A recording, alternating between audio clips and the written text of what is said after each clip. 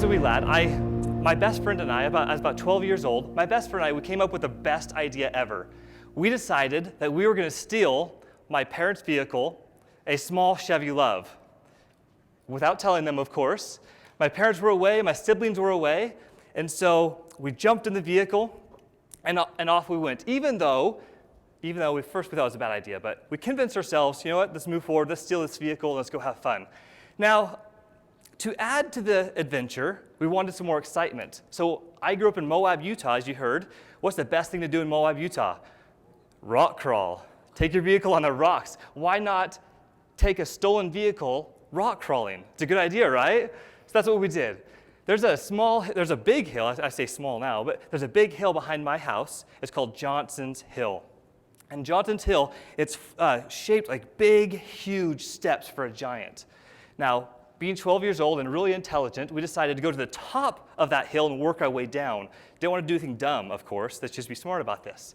So we went to the top, and we started to work our way down. Now, how I got down this hill is I would put in 4 low, go to the edge of the hill, and I dropped my front tires to the step below, then I'd roll forward and drop my back tires. Front tires, back tires, front tires, back tires. This was amazing. It was going so well. It was so much fun. Until about halfway down the hill, the steps all of a sudden became a lot taller and a lot shorter. So as I rolled forward and dropped my front tires off, instead of hitting the step below, my truck tires hit, or my truck hit the rock, the bottom of the truck. And I was stuck. I couldn't go forward. I couldn't go backward. Now, what would I do? You know, I'm the driver. I've been rock crawling before. My best friend who was sitting in the vehicle with me, he had never done it before, so I'm going to check this out. So I put the truck in neutral. You already see this, huh? I hopped out of the vehicle, and I did a 360 around the truck. Sure enough, the front tires and the back tires were completely off the ground. I was high-centered. Now, okay, how hard is this going to be to get off the rock? So I went behind the truck.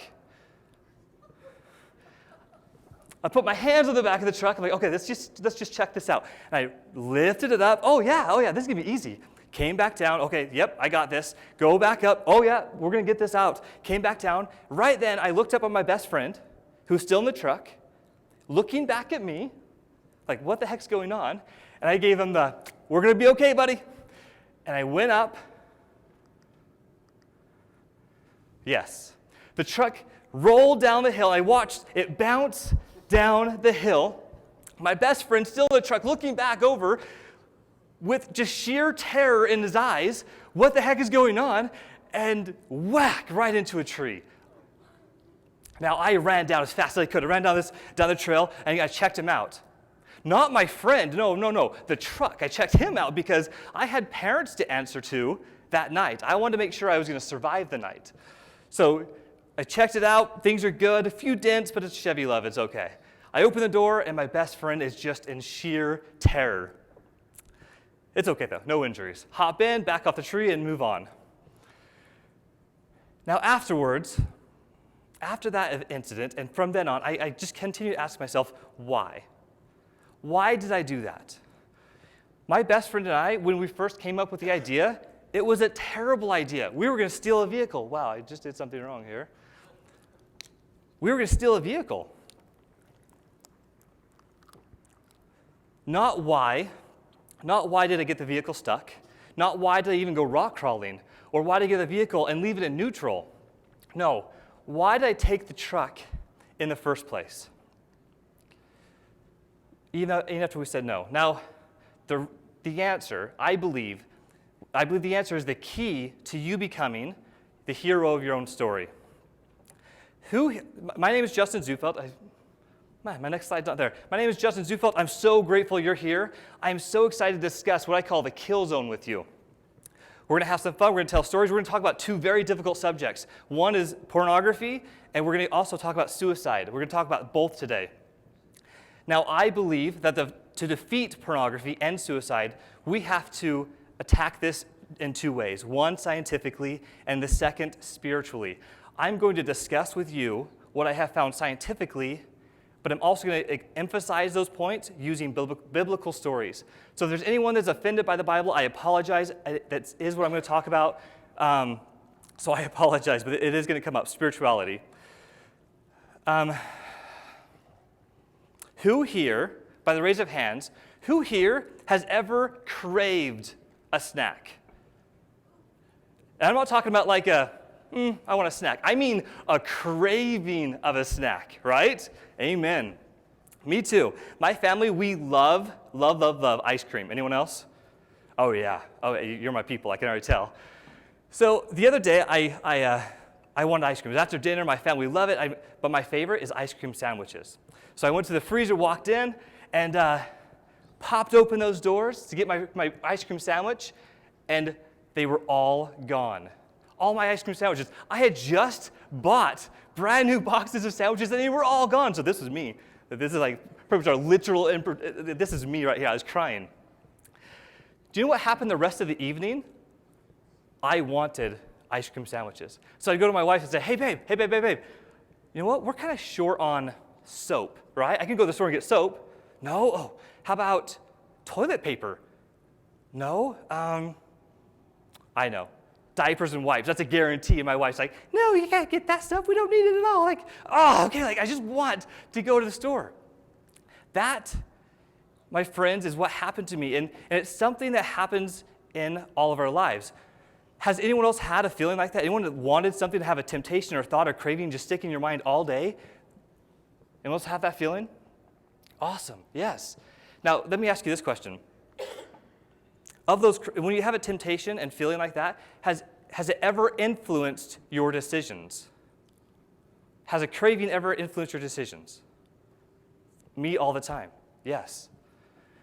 Now let me ask you this. What happens when those temptations and feelings and thoughts are something that we shouldn't have? What if it's for pornography? What if it's spending too much time on the internet? What if it's on our phones too much? What if it's too much work? What if it's too many Twinkies? What we're talking about is when we focus too much on something, we need to find a way out of that. What I found is the key to become the hero of your own story. Now, before we jump into the kill zone, I want to let you know I made 3 assumptions about you when I created this presentation. First, you already know pornography is harmful. You already know it's bad for you. You already know that it causes damage to your brain, that it can cause damage to your genital area, that it can cause damage to your relationships. You already know pornography is bad. And you're here because you want to find a way to escape the damage and the harm from pornography. My second assumption about you, you are a human that resides here on earth year-round, which means you have regular human appetites, feelings, desires, hopes, dreams, and temptations. The third assumption, you make mistakes. You may tease your sibling if you're that young, or you may even wreck your truck into a tree. Or you might make the mortal sin of taking chewed gum and put it on the bottom of your chair. Either way, you're a human that makes mistakes. Which leads to my last assumption about you. Sorry, I said 3, there's actually 4. This is my last one. My last assumption, that you've already been exposed to pornography in some way. Whether it's a billboard sign, or ads in a magazine, or pop-ups on your computer, or social media, or anywhere else, you've already been exposed to pornography. Which leads me to, wow, that's Y is at the bottom for no reason. Which leads me to where I believe that you can be the hero of your own story. What are the 2 elements of a hero story? Anyone can tell me? The 2 elements are that there are villains. A powerful villain to defeat. These are powerful villains right here. You got them? Powerful villains that the hero has to defeat. The second thing is, a hero always makes mistakes. Think about Iron Man. Oh my gosh. How many mistakes did that guy make? But Spider-Man, Superman, all of them, every superhero out there made mistakes. And not just one, but usually made tons of mistakes. But it is not the mistake. It is not the mistakes that defines the hero. Rather, it is the journey to overcome those mistakes. Now, who am I? Why am I up here? The rest of this conference, I want you to think of me like this. I want you to think of me like Mr. Q to James Bond. I'm going to give you some awesome tools today. Or Alfred from Batman. Or Yoda, some really cool words, some wise words. Or even Miss Potts. Now, I have to tell you this. My wife, my lovely wife, she's in the back. Hello, wife. She helped me put this slideshow together. I said, hey, will you grab some pictures for me, some superheroes, and this is what I need? And I said, hey, I need Miss Potts. Yes, it happened. All right. There are 3 types of victims to pornography. There's a lot of them. I'm going to bunch them up and make it really simple. There's 3 general types of victims that see pornography. First, there's accidental. There are individuals in this room that have only been exposed to pornography through accidents. Whether it's doing a research project, or they hop online, or they're driving down the freeway. I was in Pocatello, and there was a humongous billboard sign that was designed to arouse. Our youth are seeing these things, so this is accidental. You're not looking for it, it's by accident. The second one is compulsive. What is compulsive? A compulsive user is an individual that uses pornography when they're bored, when they're anxious, when they have time. This is a compulsive user. Now, this section right here encompasses most of our youth's time on the internet, looking at pornography. Now, if that rings true to you, if that rings true that you're either compulsive or you are an accidental user, please listen to me. Do not be ashamed. Yes, feel guilt. Amen. Guilt is good for us. It is a natural thing. It is a natural process through our brain. Work through that guilt in your brain and work through the negative feelings and come out the other side ready to protect yourself from further exposure. But do not allow shame to overcome your life, because it is debilitating. It will stop your progression. Now, how do I know this? 1, tons of research. Tons of reading and going to classes and college and school. The second reason is, you remember my best friend that was sitting in the truck with me? At a very young age, around the age of 8, we were both exposed to pornography. Now, his family, being a little more wealthy, and they had access to technology. Yes, it's probably a very close replication of what we had.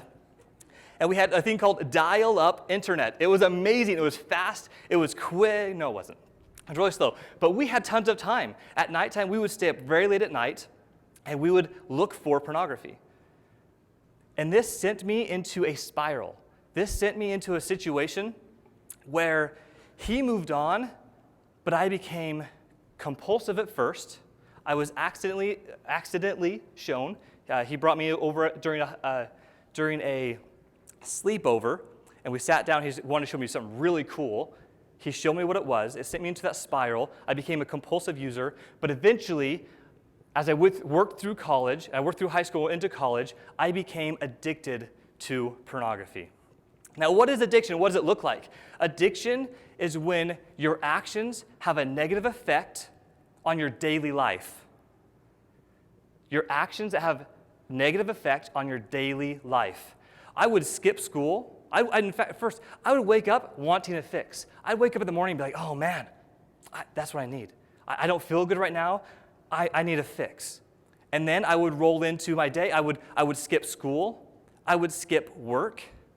I would also skip hanging out with friends. Now, if you would have asked me in high school if I would ever skip out time with friends, I would have chopped off my arm. I would have laughed in your face. There's no way. I would give up anything. I wouldn't give up. I would go with my friends no matter what. But when I got to college, I was completely 100% addicted, which led to the negative actions or negative consequences. I had bad grades. You heard I failed college, right? I lost friends, and I tried to keep work going, but man, that was hard. That is addiction. Now, if this rings true for you, if there's anyone in this room that this rings true, please, for the love of heaven, find help.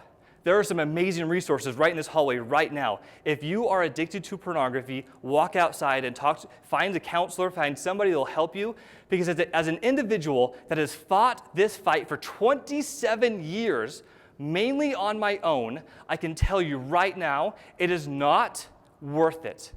The pain is not worth it. There are resources and help that is just overwhelming. It's amazing how many resources there are.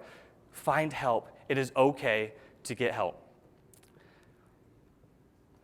All right, guilt versus addiction. Guilt versus shame. There we go. Guilt versus shame. How do you know if you're a compulsive user or you're an individual that is accidentally exposed? How do you know when that shame or the guilt is moving over into shame? That spelled right. Man, my slides are awesome. Okay, first, you know when you're moving from guilt, which is healthy, good. It means you feel bad for something and you're moving on. You're moving up from that healthy guilt over to shame when you take the action of hiding your actions both physically and spiritually and emotionally. I want you to imagine that there is a shelf in the back, in the cellar of your brain. It's all the way in the back. All the way back, there's a little room, and there's a wood shelf all the way across that cellar in the back of your brain. When we make a mistake, we have two options. First, we can shine light on that mistake by saying, hey, I'm sorry, I'm going to make a correction, and then you, in essence, get rid of that mistake by correcting it and being better in the future. The next one, light on the issue. The second one is you can take that mistake, jam it in a jar, put a lid on it really tight, and put it up on the shelf. That means you're hiding it in the cellar of your brain. And you continue to do that. You keep making mistakes, you put it in a jar, you put it on the shelf. Put it in a jar, put it on the shelf. You keep that process going until what will eventually happen? What will eventually happen if you overload a shelf? Moms, dads, what will happen? It'll fall. Amen. It'll come collapsing down. This, my friends, is what happened to me. It was not pretty. It was painful. All those mistakes I kept putting up on the shelf all that time came crashing down in my life. But over time, that, my friends, is what happened to me. What I'm going to discuss with you is through that pain and through that difficulty in my life, I learned something really important. I learned the key to become the hero of your own story.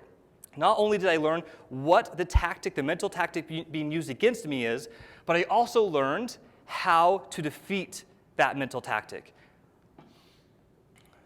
Now, got a good room here. Everyone, turn to the person on your left, turn to the person on the left, and tell them, if you're looking at someone's back, turn around and look at the other person. I want everyone to be looking someone else in the eyes. Be looking someone in the eyes and tell them, keep it off the shelf, my friend. Awesome, good job. Now turn to your right. Turn to the person on your right. If you don't, just keep looking at the same person. I love the lovey-dovey eyes right here. That's awesome. Now say, I will keep it off the shelf. That's awesome. I love it. You are going to let your mistakes be known, and you're going to tell people about it, and you're not going to put it on the shelf, right? Ramadi, Iraq, December 24th, 2005. Now, we're going to talk about getting into the kill zone. Ramadi, Iraq, 2005. I had been in Iraq for about 12 months at this point. My team and I, we were assigned to go around Iraq looking for IEDs, bombs, bad guys, anything that would hurt allied soldiers or us. It was the rush of a lifetime. I am not going to lie. It was crazy. There were mortars. There were 17 to 20 mortars coming in every single day. There were gunfights every day. There was just all this mayhem and craziness, and it was awesome. I had adrenaline every freaking day. It was so much fun. But what happened is over time, when I first got out there, it was scary. There's adrenaline highs. It was crazy. But over time, we weren't getting hit. They were missing. So our adrenaline came down. Our fear came down. We were driving the roads of Iraq looking for bombs, but we had never actually been hurt by the bombs that went off. So, it's okay. So we let our guard down. We kept bringing all that down. Now, that's me on one of the drives. Don't I look so awesome? Don't I look like a warrior right there? Christmas Eve. We're driving a road. Yeah, it works. All right, so I'm driving down this road, and there's a dirt road that I know the enemy knows And I know, we've been down this road so many times. So I drive down the road, I turn, I go off into the dirt, and boom, complete darkness. Darkness. I was out. Sorry, my mouth keeps getting dry. I was completely out. Then it went from dark to a dark brown, then a light brown. And then I could start smelling. I could hear things. I could hear yelling and screaming. I could see the smoke coming through. I saw my battle buddies. They were reaching over and hitting me, trying to wake me up. We were hitting each other. Are you guys good? Are you guys good? That is a kill. That's what I would call a kill zone. It was a situation. Sorry, the kill zone. All right, there we go. The kill zone. What had happened is we had been on the road so long, for so many times, the bad guys knew we were going to take that road. We knew it, and they knew it. Any situation that forces you to be channeled through a small area and causes a group of warriors to slow down and bunch together is called the fatal funnel, the vortex of death, or more commonly known as a kill zone. If you talk to any soldier, if you talk to any police officer, say, hey, tell me about the kill zone, they're going to tell you some really cool stories about a kill zone.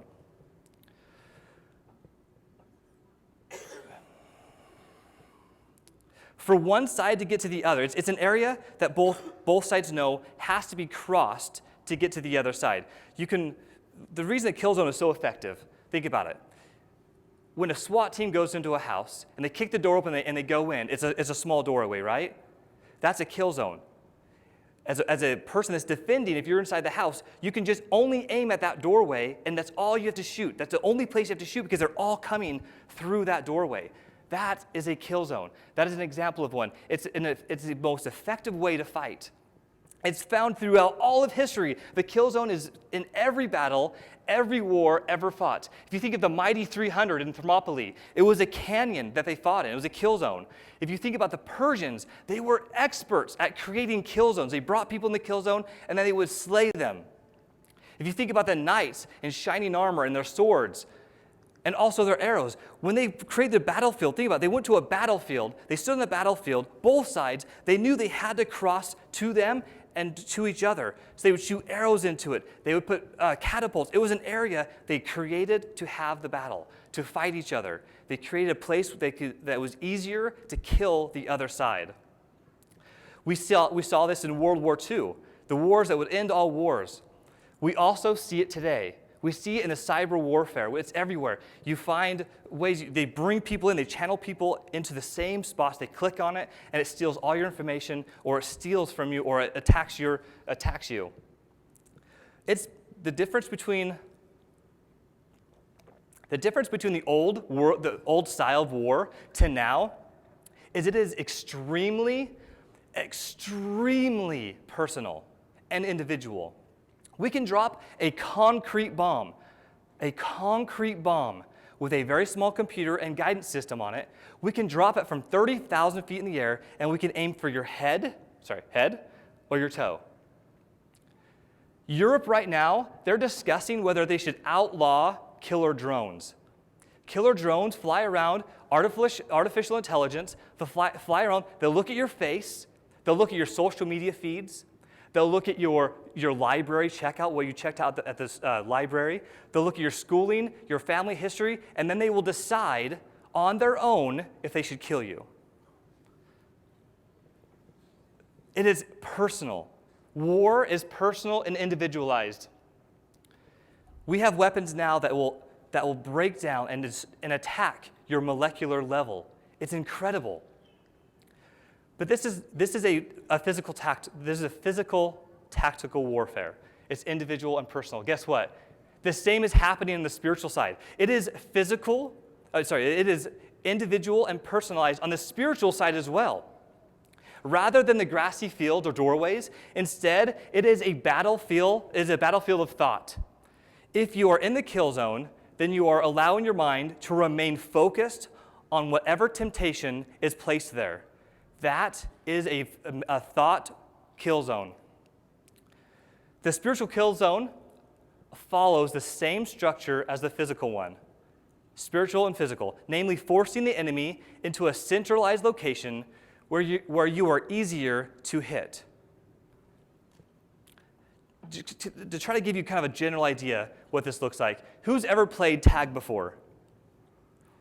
Now, has anyone ever started tag and you didn't set the boundaries and you're chasing and you just keep running off into the distance?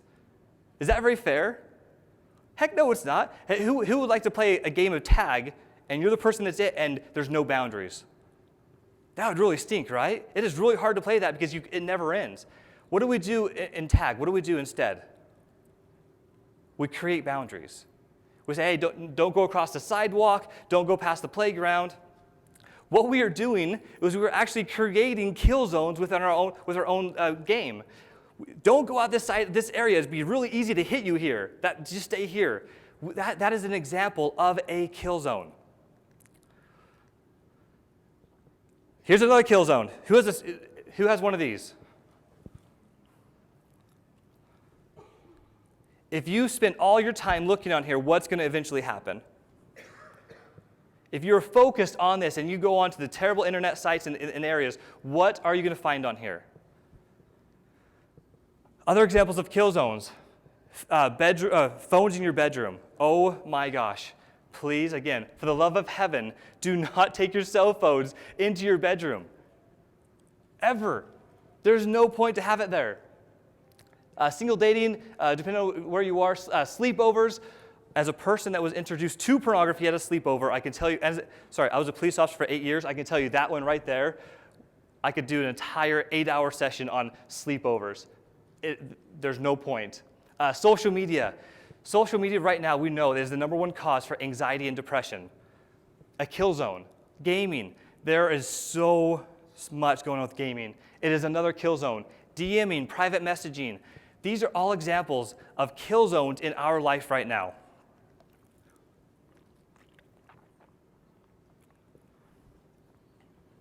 Now, in my study of the kill zone, I want to find out, okay, I know the kill zone, but what's the historical basis? Think of all these individuals right here. The kill zone has been from the very beginning of the world. It's always happened. As I read history, I saw the greatest generals. I saw the greatest leaders. I saw presidents. I saw ancient prophets fall to the kill zone. Now, the first kill zone, though, the very first one, the first recorded kill zone I can fight was actually a food fight. There they were, Adam and Eve. They're standing in the garden, and they were told all of these things they can do. Go out and do this, go out and do that. Take care of things. But one thing they couldn't do. They could not eat the forbidden fruit from a tree. Now, from what you've been taught of the kill zone thus far, if you were trying to take them down, you know all the things they can do, and one thing they cannot do that's a sin that would harm them, that would hurt them, what would you focus all your time on? What type of kill zone would you create? What would you try to tempt them to do? Take the fruit, right? You would convince them to take the fruit. Well, guess what? It worked. Over time, through thoughts and temptations and conversations, this worked. They consumed the forbidden fruit. Now, really quick, I'm going to jump back for a sec. Really quick. So what happened was Eve gave Adam the fruit, right? This is very similar to what happened to me. I went to my best friend's house to see something really cool on his computer, and I was given that forbidden fruit, that terrible thing, that sin of pornography. This is something we're going to discuss in just a second as far as battle buddies. Having good battle buddies in your life is going to make all the difference in your life. Having good friends that won't do that to you. We're going to talk about first. We're going to talk about the case study of the kill zone. This is the one. This is the one. If I were to say, you know what, the kill zone. This is the best example out there. Was King David. King David slew a giant, Goliath. He was amazing. And through a bunch of crazy weird stories and all this crazy stuff he went through, he became the king of all Israel. He had riches, kingdoms. He had more wives and more children that could possibly be counted. He had everything a human would want. Then, one evening, while hanging out in his kingdom, he looked across the way to his neighbor, and he saw Bathsheba. Bathsheba was on a rooftop taking a bath. Now, in this situation, King David had two options, two things he could do. One, Sorry, there we go. 2 options. The first, he could run away. He could get out of the kill zone and run as far as he could, remembering to never return to that kill zone ever again, because you know where his thoughts were. The second one, he could stay. He could watch. His actions of staying and watching, of staying in the kill zone, led to the eventual slaying of an innocent man. It led to having a baby out of wedlock. It caused pain and anguish in the rest of his life. This is King David, the man who slew Goliath. This is a strong warrior, a man of faith, a man of strength. He still fell. What do we learn in this? What we learn is no matter who you are, no matter how strong you think you are, no matter how good you are on your phone, like, oh, you know what, I'm good. I won't fall to this. If you stay in the kill zone, if you stay thinking about a temptation, if you allow your mind to stay there, no matter who you are, you will eventually fall to temptation. If you allow your mind to continue thinking about it. Know this. The pornography industry, they are creating kill zones for your life, your children, you as parents. They are creating kill zones right now. They are on the internet right now creating kill zones, places they can funnel you in, and they can tempt you. They can keep your keep your mind focusing on the kill zone, the temptation. Right now, the marketing industry, they have hired doctors, they've hired therapists, they've hired experts to create products that are more addicting, to create products that are more difficult to get rid of. This is happening in your life right now.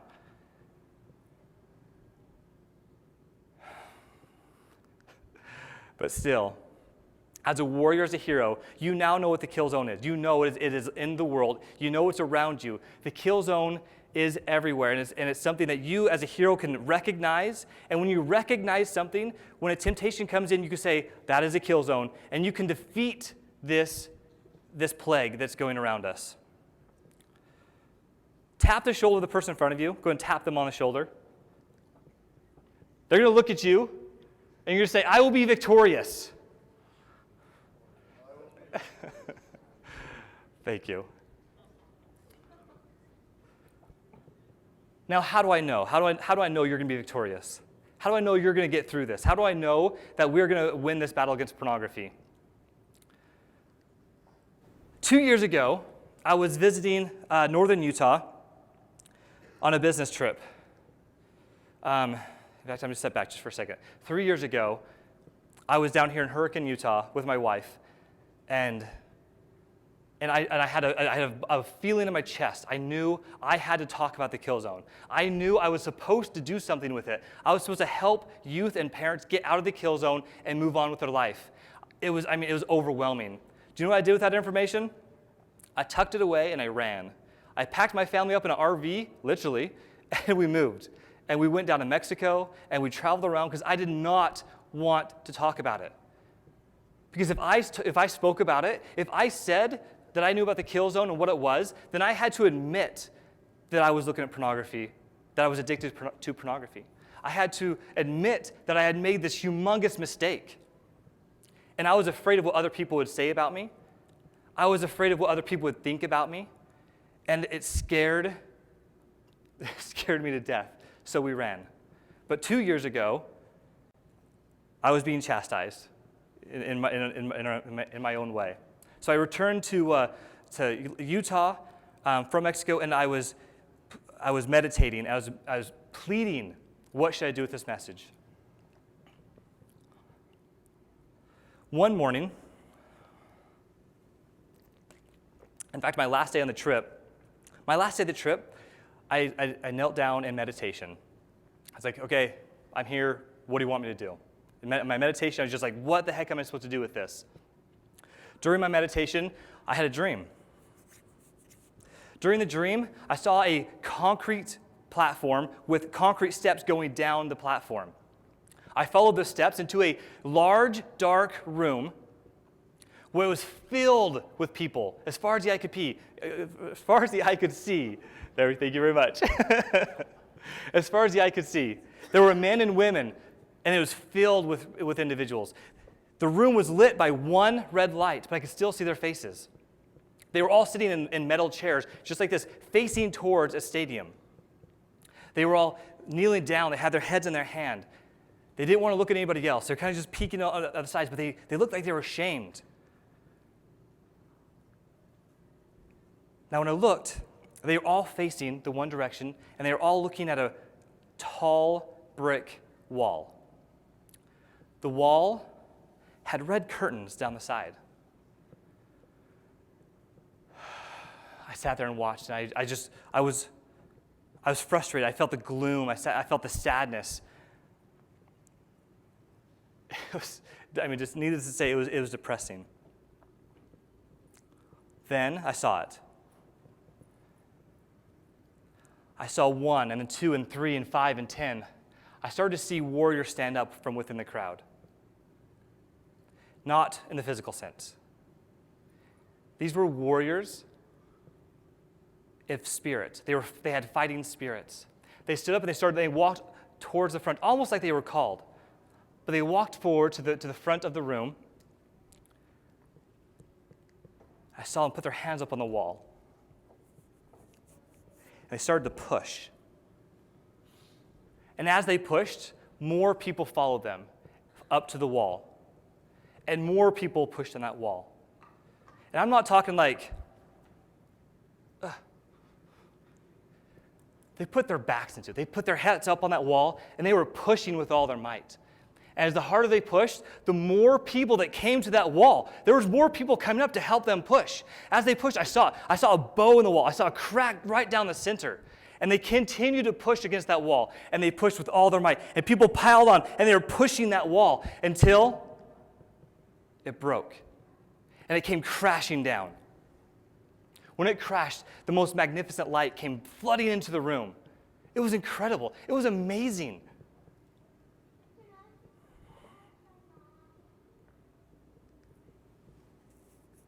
That's why I'm here.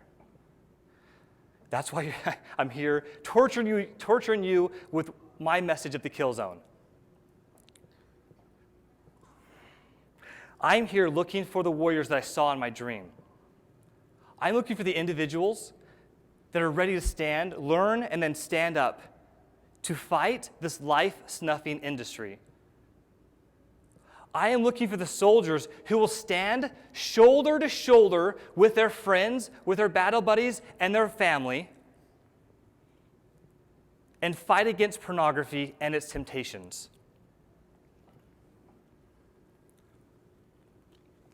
I'm looking for the soldiers.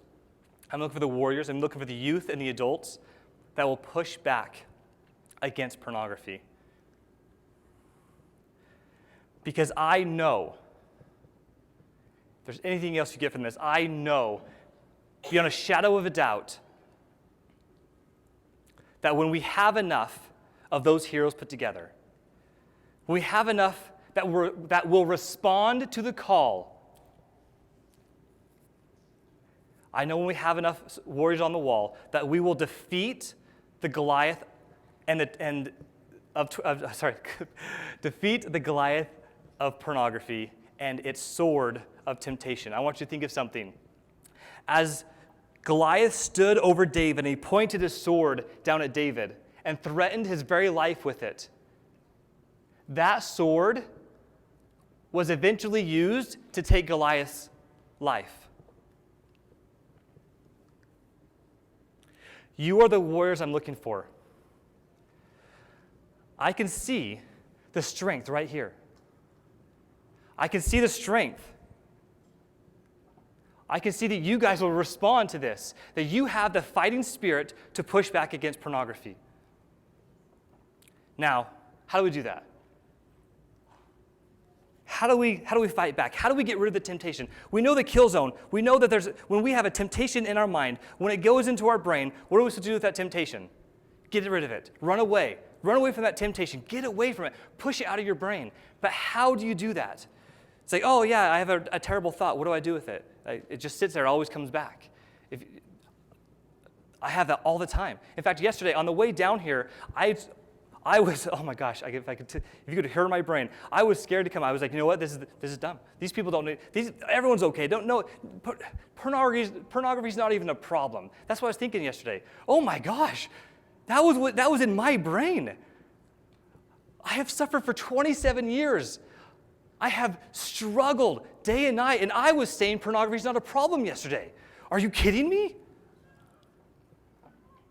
So I'm going to give you some tools for success. I'm going to show you how do you get rid of that? How do you push those thoughts? How do you push it to the side? First, I'm going to give you a quick tip. I love this one. This is my go-to. This is the one I use every stinking time. When I have a bad thought, when I have a bad temptation, yesterday, oh my gosh, I was using this like crazy. If you have that temptation come in your mind, or a thought, or a negative thought, or a temptation into your mind, this is what I want you to do. I know it's not politically correct to say this anymore, but I'm still going to say it. I want you to say, not until the fat lady sings. And then I want you to sing. I want you to sing. It can be out loud. It can be in your heart. It can be in your mind. But I want you to sing. I want you to sing good, wholesome songs.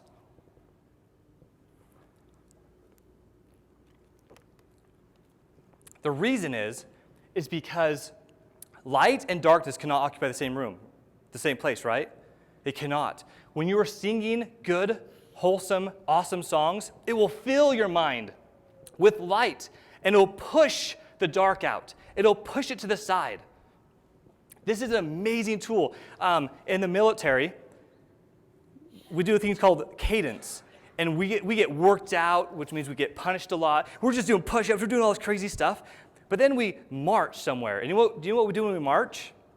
We sing songs. And during the times like, this is so dumb. I don't want to sing a song. I'm in pain. The reason we were singing songs is so we'd forget that pain. So we would forget the pain we're going through because we're about to have more pain in just a minute. But it pushed that out. Now, if you do this, which please do, you're going to love it. The first time you do it, you're like, oh my gosh, this is awesome. When the temptation comes in, sing. As long as the temptation is there, keep singing. Now, when it eventually goes away, it'll be pushed out of your brain. It doesn't just disappear. Let me be very, very clear. It is pushed out of your brain. It takes a minute. But when it finally goes away, awesome. You're good. Keep living life. Now, if it comes flooding back, guess what you do? What do? Sing again. Amen. You just go right back into it. I have like a ballad of like 4 or 5 songs that I roll through.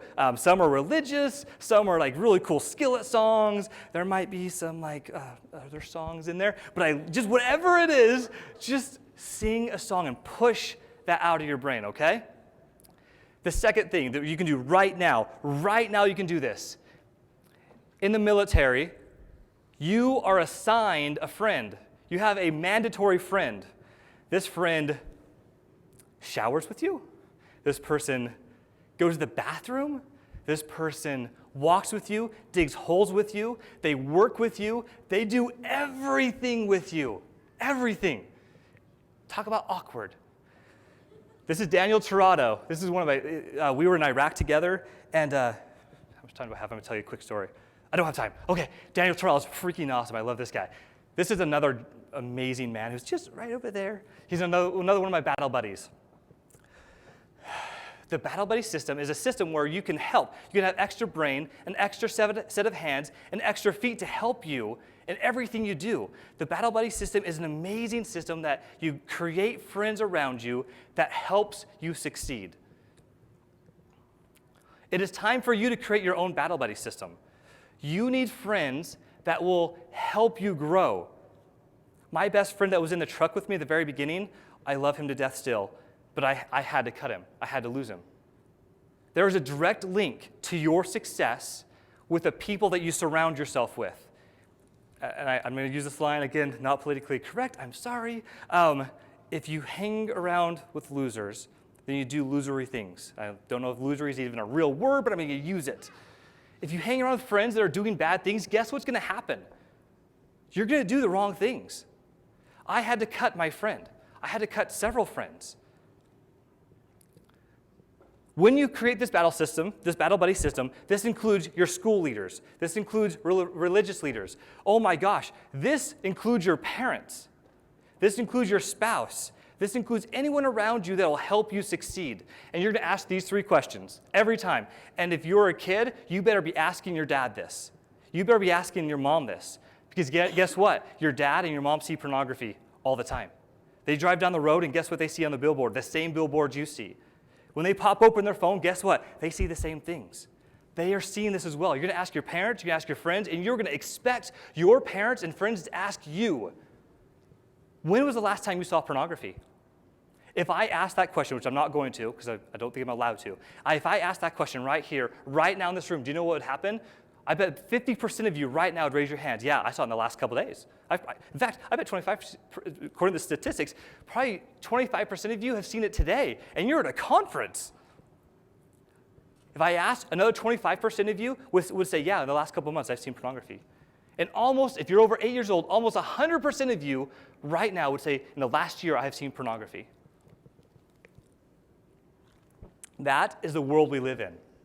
That is where we're living. We cannot be ashamed by it. We have to move past it. We have to accept that it's around us, but we have to fight back and push back on it. This is one of the strongest, oh my gosh, this is the strongest right now if you're a youth, this is the strongest way, the best way to overcome pornography right here when you talk to your parents and your parents talk to you and they use the proper terms. It's an amazing process. Now, when you get a little bit older and you get married in the future, this is your best battle buddy system. My lovely wife back there is my battle buddy. I go to everything for her, and she comes to me, and we discuss things. It is the most powerful, combined with your spirituality, is the most powerful battle buddy system you could possibly have. By speaking up about the temptations you face, you will shine a light on your difficulties. The more light that is shown, the more resources and help that will become available. Please listen to that. If you keep it in the dark, if you keep something hidden, no one knows about it. They can't help you. But if you expose it, you bring light to it, and you say, hey, Mom, Dad, I have a pornography problem. Hey, dear, my love, I saw it today. I need your help. Then everyone will come running. You will have people running to you to help you. How much time do I have? I'm going to skip quickly through this. All right, now the long-term game. We talked about the short-term game. Get battle buddies. Sing songs in your mind and your heart. Memorize some songs, and you'll push the darkness out. But here's the long-term game. First, you need a good helmet. If you build armor, you need a good helmet. Protect your thoughts. Fill your time with good music, poems, memories, ideas. Be creative. Go start a business. Go do something with your creativity. Use your mind for something good. Fill your time with good things. Temptation, remember the compulsive use, most temptation comes when you're bored, when you have time. And if we think we have time, or we don't have time, I'm too busy, oh my gosh, as adults, we spend 8 hours a day on our phones. We have time. Our youth spends 9.5 hours on a phone or technology a day. We have plenty of time to create a business. We have plenty of time to write a book, draw a picture, make music. The second thing, sword. Learning correct principles. This is done through good books. Learn correct principles. Correct principles are what success is built on. When you have correct principles and you stand on them, you will find success. And that's found in good books, religious books, historical books, meditation, anything that you find that has good principles in your life. Third, shield. Oh, the shield, I love the shield. Oh my gosh, I love the shield. The Spartans, when they were fighting, they had a hierarchy of weapons. The first one was their spear. They would jab with it, sweep, and they would toss it. The second one, you guessed it, the shield. They used the shield to smash, to cut, to push. You can use the shield in your life, which is meditation, or any variety of meditation, to push back against pornography, cut open its lies, and smash temptation. It is the most powerful offensive and defensive tool. Okay, we're going to jump into this, suicide. A couple minutes left. I have this hanging in my house. I love this picture. This is a picture of Elijah. He is a biblical prophet. He's an individual that had failed everything. This guy, he was kicked out of cities. He had failed in everything he was called to do. Then he had it. The queen of the land came to him and put out a declaration saying, hey, if you see Elijah, let me know, because I'm going to have his head cut off. Let's just end his life. Let's be done with this guy. He had failed. So he walked out into the desert by himself. He sent a servant away. He walked out into the desert, and he crawled up under a bush, and he laid there. He was done. He laid there to die. He was finished with life. Then he fell asleep. He woke up. There was an angel sitting there, and he gave him fresh bread and water, and he went back to sleep. For 3 days this happened. Elijah got fresh bread and water every time he woke up during those 3 days. After the 3 days, Elijah crawled out from under that depression, and he stood up, and he tackled the world, and he found success. He found success after this.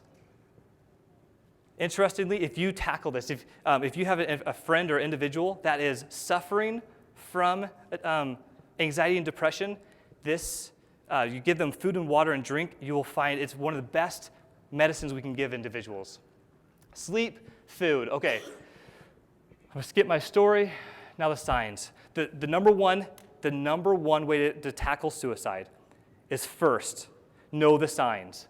And here's a list of signs. Go take a picture of that if you can.